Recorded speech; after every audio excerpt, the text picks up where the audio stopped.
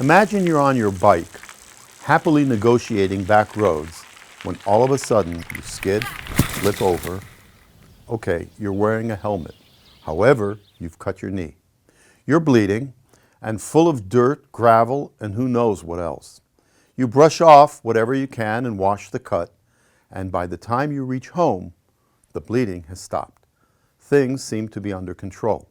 However, the following morning, you wake up in pain. Your knee is angry red, swollen and warm and pulsating, and some yellow yuck stuff is oozing from the cut.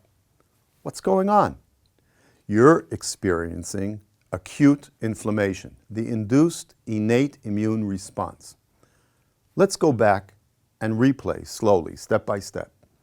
Before you tumbled, your skin was doing its thing, warding off whatever pathogens were breezing by. Then you flip over and you cut your knee. Your epidermis and dermis have been breached. The soft underlying tissues is now full of all sorts of gunk, including bacteria, which are now inside your cut as well. Bacteria are already beginning to settle in, quickly securing positions and multiplying.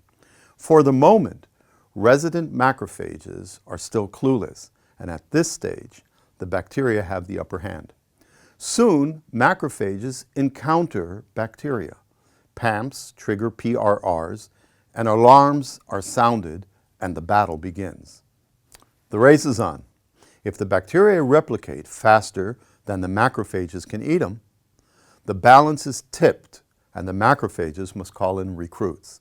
The macrophages begin to secrete chemical messages, preparing the wounded tissue for battle. These messages are special proteins, cytokines, something like hormones of the immune system that regulate our actions and instruct our body how to best respond. First, our blood vessels dilate.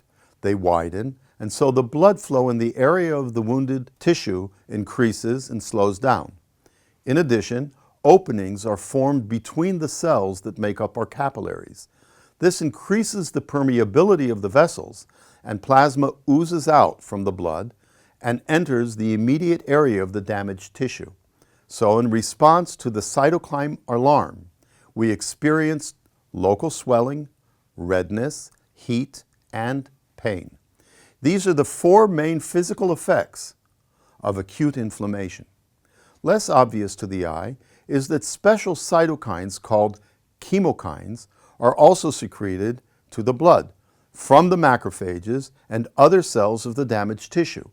Chemokines send messages that call in special troops, neutrophils.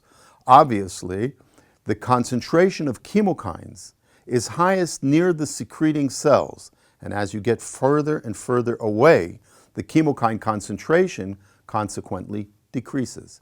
This is what we refer to as a concentration gradient. Chemokine concentration is ever higher as you get closer to the secreting cells. The chemokines are sensed by neutrophils, the most abundant leukocytes in our blood. These are very aggressive phagocytes that follow the chemokine gradient to the wound and wage war on the bacteria, eating everything in sight. Neutrophils, however, are short-lived and die after a few encounters with the enemy.